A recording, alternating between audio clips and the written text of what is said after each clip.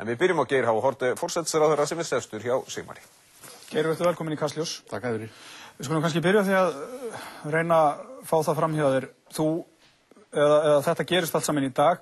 Hluthafarnir í Glitni, þeir vilja meina það að það hefði verið hægt að fara einhverjar aðrar leiðir. Af hverju veljið að gera þetta svona? Þá hefðu þeir ekki átt að koma og leita á náður ríkisins ef þeir höfðu einhverjar aðrar leiðir sem þeir töldu færar. Það sem gerist það að bankinn leitar til Seðlabankans, sem náttúrulega hluta ríkinu, og óskar eftir fyrirgreiðslu. Og þá var hugsanlega þrennt í stöðinu. Það var hægt að vísa þeim á dyr og segja að þið fáið ekki neina fyrirgreiðslu hér. Það var hægt að segja við á, við skulum veita ykkur lán eins og þeir óskuðu eftir. Það voru mikla líkur á því að það lán hefði glatast. Þriðalagi var hægt að fara leið sem þessa. Hún var valin vegna þess að hún þjónar hagsmunum almennings í landinu og því lítið til að hún eykur traust á fjármálakerfinu, eykur fjármálastöðugleikann og hún tryggir hagsmuni viðskiptamanna bankans, innistæðueigendana og þeirra sem eru þarna í viðskiptum bæði litla fyrirtækja og einstaklinga. Það sem að koma hérna fram og sem þú ert að vitna í það að hluthafahópurinn, sjálfsagt ekki bara þessi sem þú vitnaðir í, heldur aðrir, eru óánægðir með þetta. Af hverju? Vegna þess að þeir tapa þarna miklum peningum. Það eru hluthafarnir sem tapa þegar svona staði kemur upp. Mér þykir það bara leiktsimar, en þegar ég horfist í augu við það, hagsmunir almennings annars vegar, hagsmunir þessara hluthafa hins vegar, þá vel ég hagsmuni almennings. Mér ber skylda til þess. Já, en það er ekki hægt að þræta fyrir það að þetta eru ákaflega harkalegar aðgerðir. Af hverju ertu svona viss um það að leið 2, það að þeir hefðu bara fengið hefðbundna lána fyrir greiðslu eins og eru óskuðu eftir og segjast hafa getað staðið við, lagt fram tryggingar fyrir og annað þess háttar. Af hverju var hún dauðadæmd fyrirfram? Já, það er það mat sem lagt var á þetta af þeim sérfræðingum sem yfir máli fóru. Og það var talið að það var kannski hægt að fleita þeim í nokkra mánuði með þeim hætti. Var upphæðin á því láni eitthvað í líkingu við, þá var upphæðin á því láni eitthvað í líkingu? Já, þetta er bara, við erum að tala um sömu töluna. Þetta eru mjög miklar upphæðir, þetta eru 600 milljónir evra, þetta eru 84 milljarðar króna og það leikur sér enginn með slíka peninga sem hann á ekki sjálfur. Almenningur á þetta fé. Við þurfum að taka þessa fjármuni af gjaldeyrisvarasjóði landsmanna. Mér þykir súrt í broti að þurfa að bera ábyrgð á því, en ég tel að það sé það eina rétta í stöðunni. En ef þessi upphæð í formi láns hefði örugglega tapast, er það ekki næsta innboðið að það verði kannski ekkit rosalega mikið úr þessu hlutafé sem að íslenska ríkið er að leggja inn í bankann? Þetta er sami upphæðin. Já, þetta er allt annað mál vegna þess að nú er verið að tryggja framtíðarrekstur fyrirtækisins og tryggja einmitt að það fari ekki í þrot. Ef að hin leiðin hefur valin og lánið ekki fengist endurgreitt, þá náttúrulega hefði það verið vegna þess að félagið væri að fara í þrot.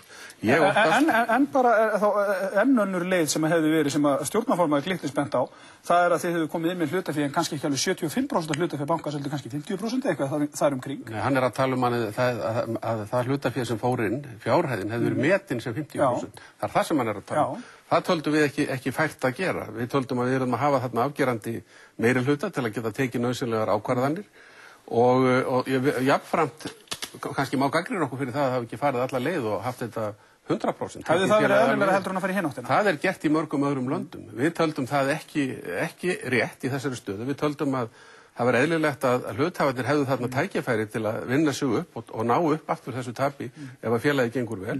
Og þess vegna fannst okkur það ekki sanngjarnt, en það er gert alveg miskunnarlaust í nálægum löndum. Það er mjög algengt í Bandaríkjunum. En þú ert að tala um að þú sért að vernda og þið að vernda hagsmuni almennings í þessu.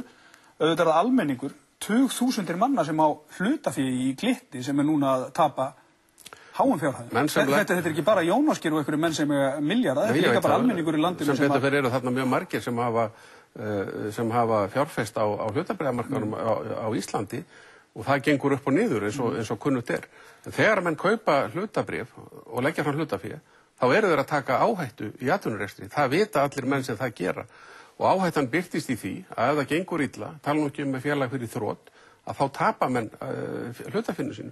Og þannig menn þá í þessu tilfelli að tapa 3/4 af því, ekki öllu, en þetta var svo leið sem að valin var. Ef félagið hefði farið í þrot, sem að við teljum að hefði verið mjög líklegt, þá hefðu þeir tapað öllu. Og ekki bara það, þá hefðu fjármálastöðugleikinn farið koll og mjög alvarlegar afleiðingar verið hér fyrir landsmenn alla. Já, en hversu vel farið þið yfir afleiðingar af þessu vegna þess að við sjáum afleiðingarna strax í dag, stoðir óska eftir greiðslustöðu. Það er fullt af fyrirtækjum, einstaklingum, fjárfestum sem eru að lenda í meira háttar vandræðum, en það er verið að tala um það að milljarðatugir falli mögulega velti yfir á Landsbankann og Kaupþing, þannig að þetta er ekkit eins og boltinn bara stoppi hér. Ég skal bara segja þér eitt. Þetta er bara eitt af þeim málum þar sem er engin góð leið og það var valin svo minnst vonda, það er að segja skásta leiðin En hversu vel skoðuðu afleiðingarnar? Út úr þessu máli. Já, sko afleiðingin af því að gera ekki neitt, eða afleiðingin af því að láta þetta félag fara í þrot. Við sáum hver hún hefði verið. Það hefði verið upplausn hérna á fjármálamarkaði, stórfellt tjón fyrir landsmenn alla mjög langan framtíð. Þessi leið, hins vegar, hún vond fyrir hluthafa fyrirtækisins, en hún heppileg og góð fyrir flesta aðra. Þess vegna varð hún fyrir valinu. En skoðuðu það hvað verður þá hluthafa sem eru núna að missa milljarðatugi? Við erum ekki með... Sáu þetta fyrir til dæmis með stoðir? Við erum ekki með hluthafa skrána fyrir framan okkur þegar svona ákvörðun er tekin. Við vitum auðvitað að það eru mjög margir hluthafar þarna. En má þá ekki alveg segja því séu það vega þetta og meta án þess að í raun og veru átt ykkur á því hvaða dómin og spil fer í gang vegna þess að menn sjá ekki alveg fyrir endan á því núna? Nei, ég meina það liggur bara fyrir þegar er svona hluthafa þegar hlutafélag verður fyrir höggja þá lendir það á öllum hluthafunum hvort sem þeir eru stöndugir eða ekki. Sum þessara félaga sem eiga þarna í Glitni, þeim hefur gengið illa. Ég man ekki betur en að Stoðir hafi tapað eitthvað á milli 60 og 70 milljörðum í fyrra. Það var mesta tap í Íslandssögunni. Skildi það ekki hafa komið eitthvað við fjárhag þessa félags? Ætli það hafi þá ekki lagt grunninn að einhverjum ófærum fjárhag? Ég veit ekki skoða svolítið afleiðingarnar gera því hvað þetta hefur. Ég veit ekki hvernig einstaka fjárhag einstakra félaga þarna eða En skiptir það ekki í alveg talað máli þegar að þetta verið að meta vegna þess að við erum að tala um félög sem að eiga milljarðatugi einhverjum eignum, það eiga einhverjum þessar eignir. Auðvitað skiptir það máli, það skiptir minna máli heldur en hinn stóru hagsmunir sem við vorum að gæta, það er að segja fjármálastöðugleikinn og hagsmunir almennings af því að hafa hér fúnkerandi bankakerfi. Og tryggja innistæður almennings í ekki bara þessum banka heldur og öllum öðrum og svo framvegis. En auðvitað hefðu við gjarnan viljað vera lausir við þetta mál og hefðu gjarnan viljað að hefði aldrei komið til þess og það hefði ekki að leggja fram þessar peninga og fólk hefði að þessi hluthagar hefðu aldrei orðið fyrir tapi. Það hefði verið best. Við byggum ekki til þetta vandamál. Bankinn lendir í því, það leita til okkur að leysa það og þetta er lausnin. Stoðir segja, þetta er þvinguð yfirtaka, þetta er eignaupptaka, hluthöfum er stillt upp við vegg í skjóli nætur.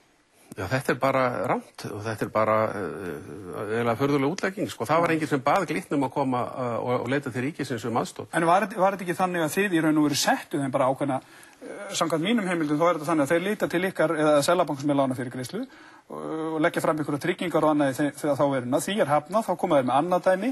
Því er ekki svarað heldur síðan sagt við á, þetta er það sem við höfum að bjóða og svo í sletti, take it or leave it.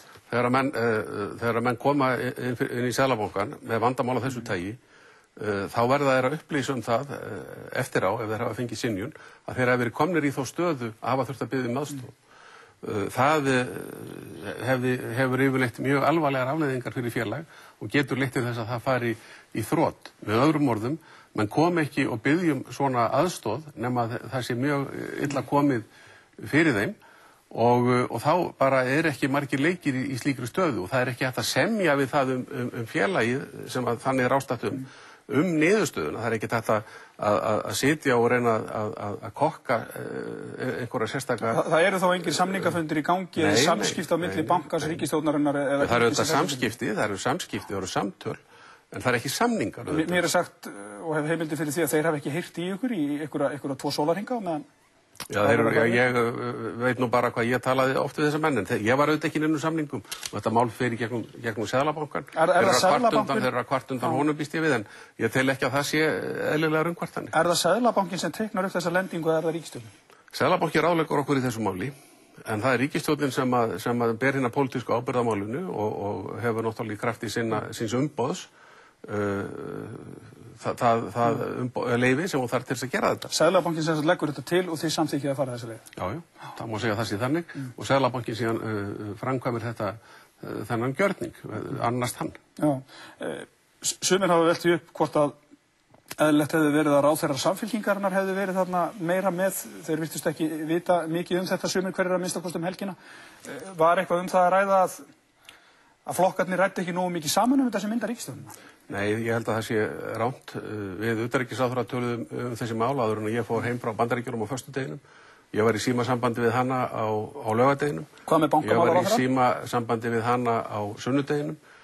Ég tók laugardaginn í að setja mig inn í það sem gerst hafði, bæði varðandi í Seðlabanka Bandaríkjanna og annað, meðan ég var í burtu. Svo fórum við í þetta mál á fullu á sunnudeginum og svo voru ráðherrar eða fulltrúar Samfylkingarinnar kallaðir til þegar maður gerði sig grein fyrir því hvað svo alvarlegt þetta mál væri.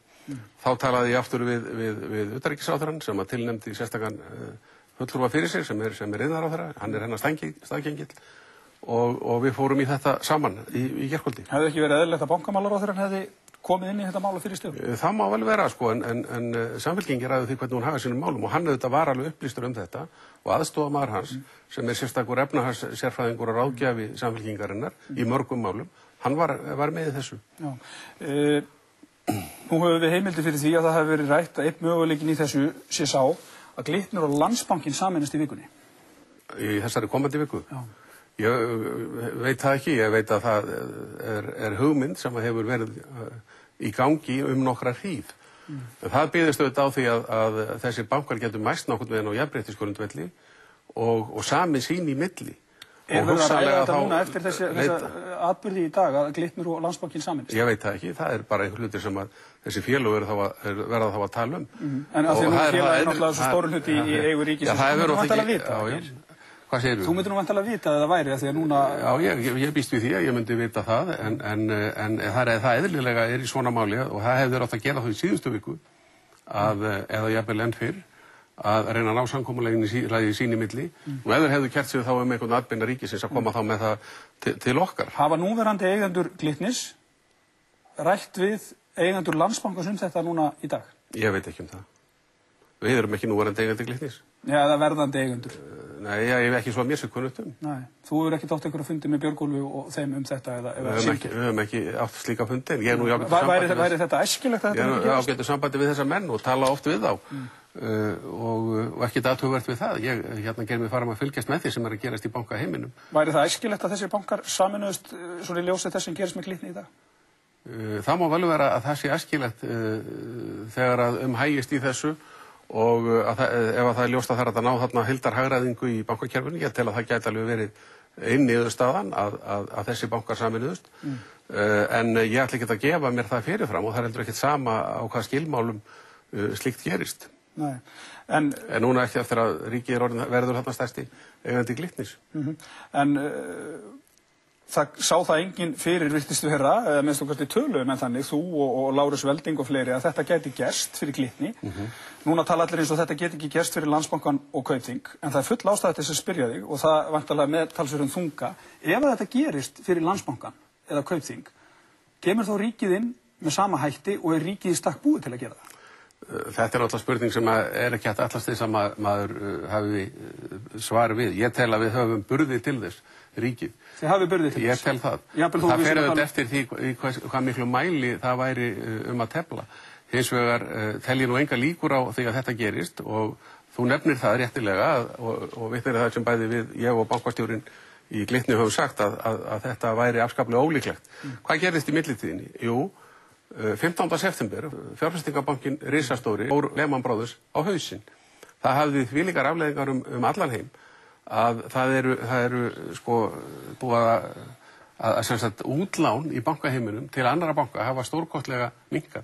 Glitnir verður fyrir barðina á þessu og lendir í því að eiga erfitt með að fjármagna sig þegar að það liggur á fyrir hann að geta staðið í skilu með afborganir. Hinir bankarnir eru með miklu sterkari stöðu til að þeir hafa öflugri lausafjárgrunn og þeir hafa líka miklu meiri innlán heldur en Glitni. Já, en sko, bara í ljósið þess sem gerist með Glitni og í ljósið þess sem voru alveg staðfastir í því fyrir viku að svona alveg geti ekki gerst eða 2 vikum, þú ert þá að fullera það hér að ef eitthvað slíkt gerist með Landsbankann og Kaupþing að ríkið geti sem sagt grípið inn í og muni gera það fullu þunga. Þetta hlýtur að vera eitthvað svona skilaboð það, er það ekki?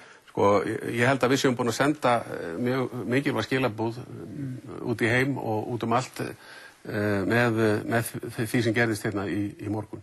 Að við tökum okkar hlutverk sem ábyrgðaraðilar fjármálamarkaðarins á Íslandi mjög alvarlega og við gerum það sem gera þarf eins og önnur ábyrg stjórnvöld í öllum löndum til þess að koma í veg fyrir það að fjármálamarkaðir fari á hliðina og að almenningu þarf að súpa segið af slíku.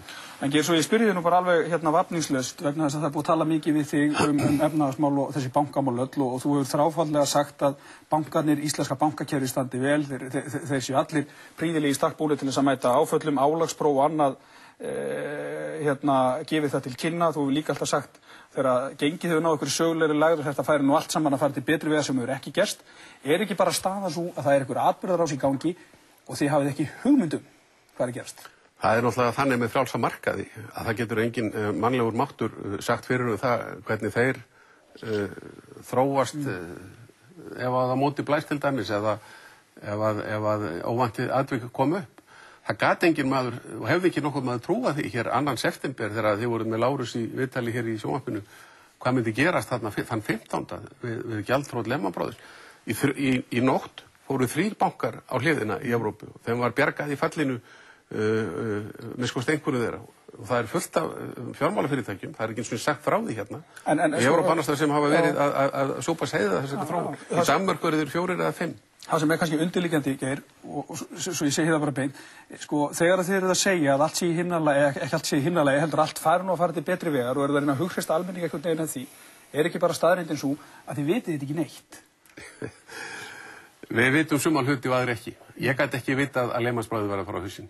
Ég skal bara viðurkenna það alveg fúslega. Hvað heldur að gerist með gengið núna, hríðlækka þetta? Já, gengið er núna auðvitað langt fyrir neðan jafnvægisgengið.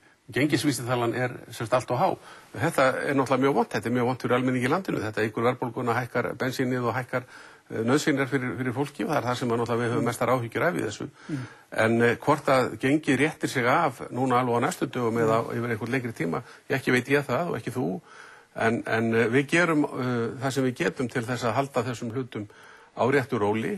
En varðandi bankana og þessar 2 stóru núna sem í einkaeign, þá geta menn auðvitað lesið í þeirra skýrslur og uppgjör hver staðan hjá þeim. Það gerði mig líka með býsna góð. Það gerði mig líka með Glitnir lendir í þessu óheppi eða svo óheppin að lenda í þessari stöðu eftir að markaðir þurrkast upp í kjölfarið á þessum gjaldþrotum annarra banka.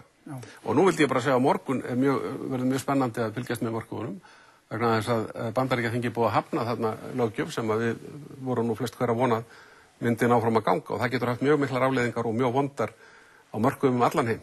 Og þá segi ég, það gott að vera búin að afgreiða þetta Glitnismál og hafa gert það í dag en ekki presta þetta í morgun. Takk fyrir komin, Geir.